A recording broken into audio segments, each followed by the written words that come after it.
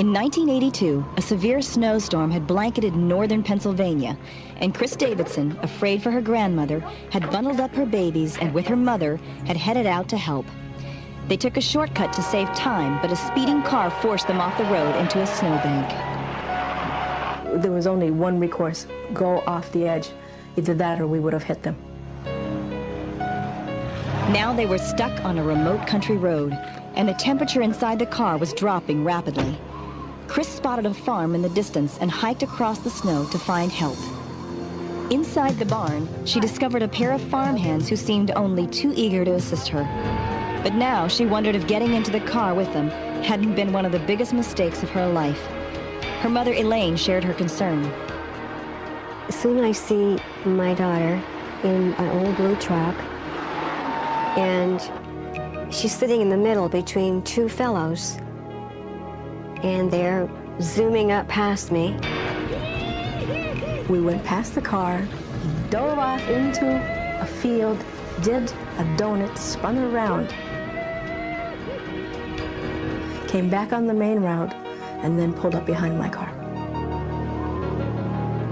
Chris was still shaken, but her fears disappeared as the two young men went to work, hooking the car up to their truck and towing it out of the snowbank. I was very relieved that everything was okay, that we were able to get out of the ditch so easy. They peeked into my window after they were all done, and they said, "Everything okay?" And I said, "Yes." And I offered to pay them, and they refused. Thank you so much for saving us. Thank you so much. All right. Thank you. Chris and her family continued on to her grandmother's house, thankful for small miracles. I drove more cautious the rest of the way because of what had happened. And, but we managed to get there with no problems.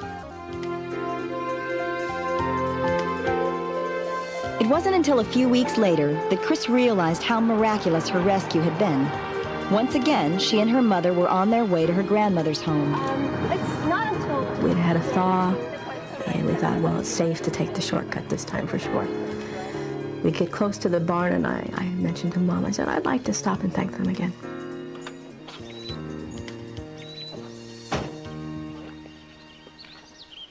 Chris approached the barn and peered inside.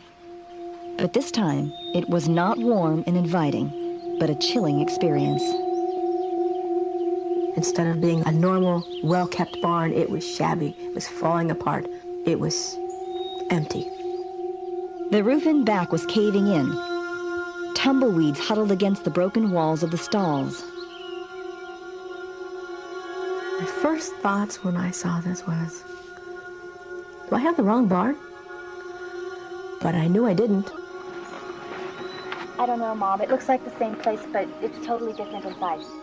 There's a house over there that I'm going to go check out and see what they know what's going on. Chris approached the house, hoping that someone who lived there could shed light on the mystery.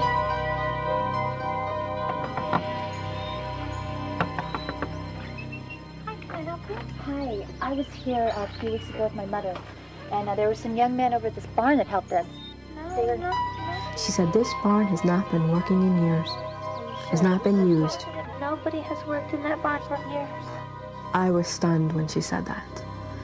And I could almost hear the sound of the Twilight Zone playing in the background. Hi, can I help you? Hi, yes. Who were these farmhands who had cheerfully interrupted their work to help Chris? How could this old wreck of a barn have housed the clean and well-kept stables that they had so happily worked in? All my life I've listened to my mom tell me about how the angels will help you if you ask. And the first thing that came out of her mouth when I told her what the girl across the road had said was, we must have had help. I think that God sends his angels when we can't help ourselves. When we have impossible situations that really call for a helping hand, and they're there. For Chris, it was a lesson. I learned that help is there if you ask for it. And I learned that angels can drive pickup trucks.